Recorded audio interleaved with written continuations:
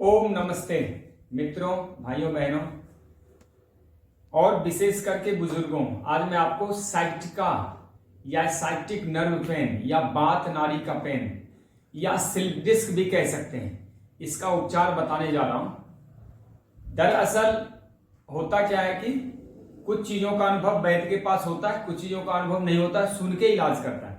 लेकिन ये साइटिका रोग ऐसा है जिसका अनुभव मुझे स्वयं है। मैं जब कश्मीर में फौज में जॉब कर रहा था तो मुझे इस साइटिका पेन हो गया था और मैंने बहुत ही जल्द, मतलब 3 से 10 दिन के अंदर इसको मैंने ठीक कर लिया था।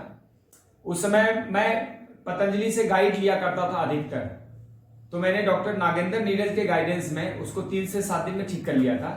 यह मैं आपको गाइड करने जा रहा हूं। और साइटिका, स्लिप डिस्क या नर्वस पेन की वजह से लोग बरसों तक कष्ट भोगते हैं, महान दुख उठाते हैं और इसकी वजह से लाखों रुपए, करोड़ों का समय और स्वास्थ्य भी नाश करते, परिवार को उलझन में डालते हैं। तो भाइयों बहनों, मेरा YouTube चैनल है आरोग्य कुंज डॉक्टर अजीत आनंद, आप इसे सब्सक्राइब कर लें। और आपसे रिक्वेस्ट है, यदि अच्छा लगे और आपको लाभ मिले तो यह शेयर जरूर कर दीजिएगा। मैं आपसे फिर रिक्वेस्ट करता हूं कि मेरे किसी भी बातों पे आंख बंद करके विश्वास ना करें, पहले कुछ दिन आजमा लें और यदि वो कसौटी पे खरा उतरे तभी विश्वास करें, तभी दूसरों को समझाएं। क्योंकि जब तक आपको चीजें समझ नहीं आएगी, जब तक आपके जीवन में असर नहीं करेगी, मेरे कहने का या ज्ञान का कोई लाभ नहीं होता। ज्ञान जब तक कर्म में परिणत ना हो जाए तब तक लाभकारी नहीं होता, और कर्म जब तक भक्ति न बन जाए तब तक वह बेकार ही होता है, या फिर अहंकार को बढ़ाता है, या फिर ऐसा मदांध बना देता है कि शक्ति बढ़ जाने की वजह से मनुष्य भयंकर पाप करता है। और इसी तरह भक्ति जब तक ध्यान न बन जाए तो भक्ति भी बेकार हो। अब आइए कम टू द पॉइंट, अपने पॉइंट पे आते हैं। इसके 3-4 प्रकल्पों पे मैं चर्चा करता हूं। पहला तो इसके लक्षण, कारण, उपचार बता देता हूं। दूसरे भाग में थोड़ा मैं इसका फिजिकल क्या क्या आप छोटे छोटे एक्सरसाइज कर सकते हैं वो समझा दूंगा, और तीसरे भाग में कुछ विशेष आयुर्वेद का सेवन कैसे करना है समझा दूंगा। भाग नंबर 1, इसके लक्षण आप सबको पता है कि बात नाड़ी जो होती है हमारे वायु को लेके सारे शरीर में सर्कुलेट करती है। प्राण, अपान, व्यान, उदान, समान, 5 हमारे अंदर प्राण है, मतलब वायु 5 प्रकार की है। तो एक वायु ऊपर, एक छाती में, एक पेट में, एक सारे शरीर में, और एक अपान वायु होती है जो शरीर में मल को बाहर फेंकती है। यह 5 वायु मिलके काम करती है। जो समान वायु होती है वह सारे शरीर में काम करती है, और अपान वायु होती है वो कमर के यहाँ पेट में काम करती है। इसी तरह व्यान वायु जो होती है वह कमर के नीचे हाथों पैरों में काम करती है। तो व्यान वायु के असंतुलन हो जाने से रोग होता है। कई बार चोट की वजह से भी होता है, कई बार मोटापे की वजह से होता है, और कई बार ये क्या होता है कि अधिक श्रम और आराम का असंतुलन हो जाए तो गड़बड़ कर जाता है। कमर में दर्द होता है, कमर के दोनों तरफ दर्द होता है, और दोनों पैर में नीचे तक दर्द आता है, भयंकर दर्द होता है, पैर नहीं रखा जाता, कई बार सूजन भी आता है, रात दिन दर्द होता है, एक क्षण भी दर्द बंद नहीं होता, कभी कम कभी ज्यादा, ऐसे टीस मारता है जैसे माइग्रेन में सर में टीस मारता हो। तो ये तो आप समझ गए होंगे, स्लिप डिस्क साइट का इश्यू कहते हैं। दरअसल ये जो नस नाड़ियां जा रहे हैं जिसको समझ लें, वहां पे इस प्रकार हमारी गुत्थी हुई रहती रीढ़ की हड्डियां, 32 हड्डियों का एक ज्वाइंट्स रहता है जो ये एक मनके के समान माला में गुथा हुआ रहता है। इसमें जब बात घुस जाए या चोट लग जाए या किसी और कारण से यह अपने रेखाओं से हिल जाए या ये अपने जगह को छोड़ दे तो जो नसें जाती है उसको दबाव डालता है, तो वहां खून सर्कुलेशन बंद हो जाता है। जब खून नहीं जाएगा शरीर इंडिकेट करके बताती है मेरे पास खून नहीं आ रहा।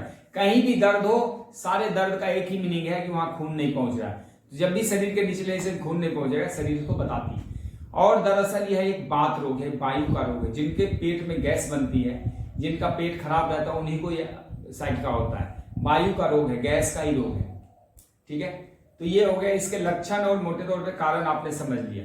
दर्द हो गए लक्षण, और कारण जो मैंने इतनी चीजें समझाई, भोजन, नींद, संयम, श्रम, तनाव, प्रदूषण, व्यायाम की कमी, मोटापा, आर्थराइटिस भी हो जाता है, कई बार नसों में सूजन हो जाता है, कई बार लगातार घी, दूध, तेल, मसालों का सेवन करने से हो जाता है।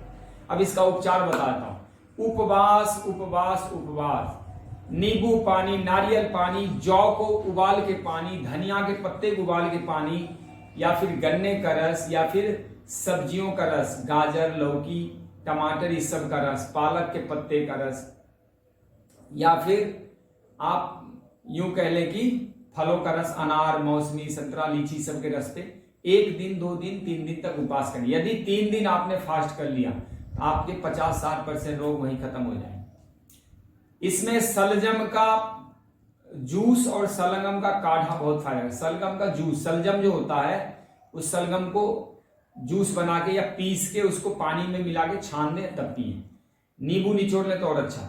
और सलगम के पानी से पैर भी धुलाई करना बहुत अच्छा रहता है। या सलगम को पानी को उबाल लें, सलगम काट के डालें, पानी उबाल लें, सलगम हटा दें उससे और उसमें पैर डुबो कर रखें, बहुत फायदा करता है। एक तो ये हो गया। तो उपवास करने के बाद इसमें रस वाले फल खाने चाहिए, जो भी मौसम में उपलब्ध होते हैं, तरबूज, खरबूजा, आम, लीची, अंगूर या नाशपाती, जो भी उपलब्ध है मौसम के फल, सलाद, खीरा, ककड़ी, गाजर, मूली, जो भी सलाद के रूप में आपके पास आता है ये खाने चाहिए।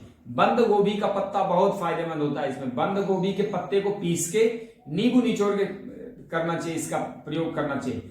लहसुन की कलियां और सेब का सिरका, मैं एक और प्रयोग बताने जा रहा हूं। 4-5 लहसुन के ले लें, उसको टुकड़े टुकड़े करके छोटे छोटे टुकड़े काट दें और उसमें 3 चम्मच सेब का सिरका मिला दें और 1 गिलास गुनगुना पानी मिला दें, सुबह खाली पेट पिए। अद्भुत लाभकारी है, नसों में खून के सर्कुलेशन को बढ़ा देता है। इसके अलावा खान पान में अंकुरित करके मूंग और गेहूं बहुत फायदेमंद रहता है। चना भी ले सकते हैं लेकिन बहुत कम मात्रा में। चना वायु कारक होता है, बात कारक। इसमें रिफाइंड तेल, दूध, घी, मैदा, चीनी, कटहल, गोभी, मसूर या फिर उड़द, चना, छोले, राजमा, ये सब नहीं खाए जाते। ये सब नहीं खाइएगा तो आपको जल्दी लाभकारी सिद्ध होगा। इसमें ढेर सारी उबली हुई सब्जियां बिना तेल मसाले खाएं।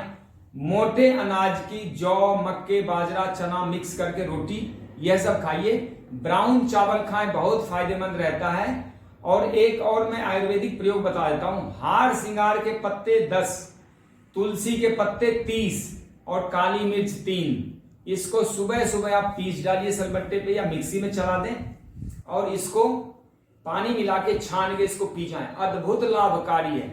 इसके अलावा मैं आपको एक विशेष आयुर्वेद समझा देता हूं। विशेष आयुर्वेद में क्या है कि बातारी चूर्ण और त्रिफला चूर्ण मिला लीजिए, 20 ग्राम शिलाजीत इसमें डाल के उसको आपस में सबको मिक्स करके रख लें और 1-1 चम्मच सुबह शाम खाली पेट फांकी मारे गुनगुना पानी के साथ, या फिर रात को सोते समय भी कर सकते हैं। अद्भुत लाभकारी है। ये 3-4 बातें हो गई और इसमें एक और बातें जोड़ देता हूं। यदि नेचुरोपैथी सेंटर आसपास हो तो नेचुरोपैथी जरूर कराएं।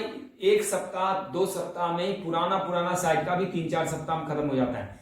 साइट का दरअसल वायु का ही रोग है। अगर यहाँ का वायु मर जाता है, हड्डियां, रीढ़ की हड्डियां जो वर्टिब्रा कॉलम है उसमें सी से सर्वाइकल रीजन, थोरेसिक रीजन और इसके बाद ये लुम्बर रीजन और सैक्रम रीजन, चारों रीजन की हड्डियां एक सूत्र में यानी एक कड़ी में आ जाता है, एक रेखा में, सीध में आ जाता है तो रोग समाप्त हो जाता है। नसों पे दबाव नहीं पड़ता। पेट को ज्यादातर खाली रखें।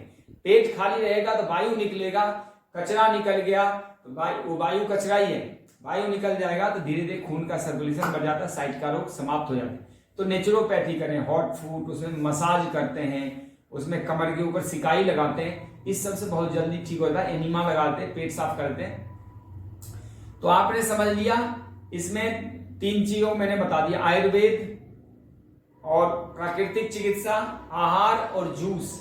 जूस में एक और मैं प्रयोग बताता हूं, शीशम का पत्ता बहुत फायदेमंद रहता है। शीशम के पत्ते को पीसें और थोड़ा सा उसमें मिश्री और नींबू निचोड़ दीजिए। शीशम के पत्ते में मिश्री और नींबू निचोड़ के लिए अद्भुत लाभकारी है। ज्यादा नहीं, इतना कोमल कोमल पत्ते। ये पीपल का पत्ता भी बहुत फायदा करता है। पीपल के कोमल कोमल पत्ते ले ले 4-5, उसको मुंह में रख के चूसें, बहुत अद्भुत लाभकारी, बहुत अद्भुत लाभकारी है। इसके अलावा गेहूं का जवारा, आंवला, एलोवेरा, ये तीनों जूस 30-30 ml लेके और उसको गुनगुना पानी में मिला के खाली पेट पिए। दरअसल आयुर्वेद को खाली पेट ही प्रयोग किए जाते हैं। और खाली पेट कब होता है? सुबह भी और शाम को भोजन से 1-2 घंटे पहले, या फिर दोपहर के भोजन के 4-5 घंटे बाद खाली पेट हो जाता है। इतना सब कुछ समझने के बाद अब मैं आपको समझाने जा रहा हूं, वो समझिए। साइटिका के लिए कुछ आसन बता देता हूं, कुछ छोटे छोटे व्यायाम देखिए, पैरों से ताली बजाना। ये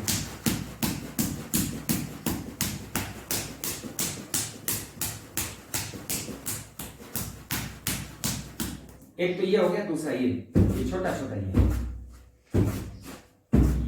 ये मैं साइड का स्पेशल बता रहा हूं। तीसरा ये देखिए, सीधा लेट जाए और यहां पे ये चलाए, ये इस पैर को धीरे धीरे ऐसे चलाए, यहां से दोनों पैर ऐसे आराम आराम से। दरअसल यदि आपका पैर उठना शुरू हो गया तो साइड का खत्म ही माना जाएगा। अगर ऐसे पैर उठ जाता है, ये भी एक टेस्ट है, तो आप समझ लेना आपका साइड का चला गया, क्योंकि भयंकर दर्द हो रहा उठाने। लेकिन यदि नहीं उठता, हाथ के बल उठा ले और थोड़ा था ऊपर नीचे ऐसे, ये भी बहुत अच्छा है। ऐसे रोक के रखे बस। यह सब करने के बाद दोनों पैरों का ऐसे फोल्ड करें और इसको थोड़ा तो ऐसे ये इससे कमर के आसपास जो जकड़न है, स्टिफनेस है, वो खुलेगा। ये यहां से करने के बाद साइड का ये बहुत अच्छा होता है। देखो ये इतना सब करने के बाद एक मैं लास्ट और समझाना चाहता हूं।